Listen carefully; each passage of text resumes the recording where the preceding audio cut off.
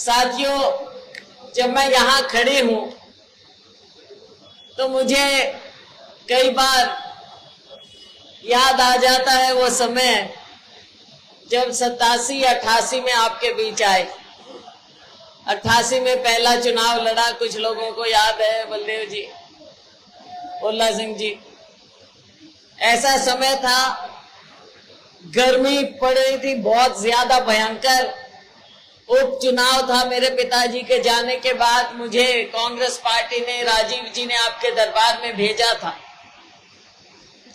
और उस समय आंधी थी हमारे खिलाफ, लेकिन उसके बावजूद और नतीजा ये निकला कि जब 91 का चुनाव आया तो राजीव जी ने मुझे फिर आपके बीच में भेजा और आपने मुझे रिकॉर्ड मतों से, हरियाणा में सबसे ज्यादा मतों से जिता के भेजा था।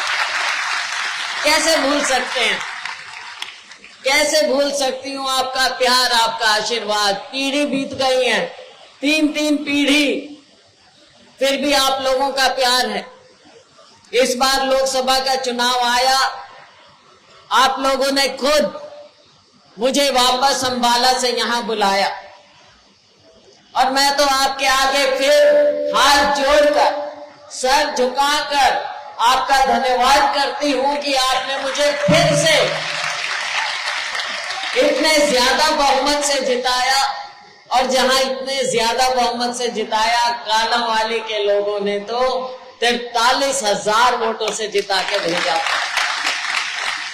बहुत बहुत आपका धन्यवाद। लेकिन काम खत्म नहीं हुआ है। अब बारी आ गई है हरियाणा की। तब भी हम कहते थे कि शुरुआत है, अब हरियाणा की बारी है। हरियाणा की बारी के लिए देखो हम सब आपके सामने खड़े हैं, दरबार में खड़े हैं, हाथ जोड़ के। एक तो भगवान होता है, वाहिगुरु होता है, उसके दरबार में हम हाथ जुड़ा के, सर झुका के खड़े होते हैं। और एक ये जनता का, आप लोगों का दरबार है, यहां भी हम सर झुका के हाथ जोड़ के खड़े हैं आपके बीच। अब के मेरा मार्जिन रहा बहुत बढ़िया, 43,000। लेकिन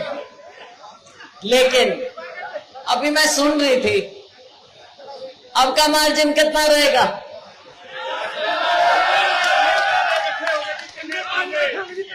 कम से कम 50 होना चाहिए भाई, तभी मानेंगे, तभी मानेंगे। क्योंकि अब काम करने का वक्त आ गया। अब कोई खबर नहीं किसी और की, ठीक है, बढ़िया है। तो साथियों, ये शुरुआत है। अब हमको आगे काम करने के लिए हमारे छोटे भाई को जिताना है और जिताएंगे आप। 10 साल का समय निकल गया, भाजपा की सरकार आई और जिस दिन चली जाएगी कोई याद भी नहीं करेगा इनको। भाई कोई चला जाता है तो हम कहते हैं कोई नहीं, चला गया कोई, अगर भाई अच्छे काम किए थे, अच्छा नाम था।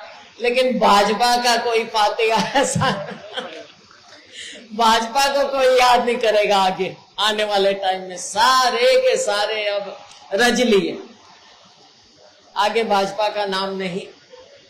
तो साथियों, चाहे हमारा किसान है, चाहे हमारा मजदूर है, गरीब है, दलित है, पिछड़ा है, छोटे दुकानदार हैं, आड़ती हैं,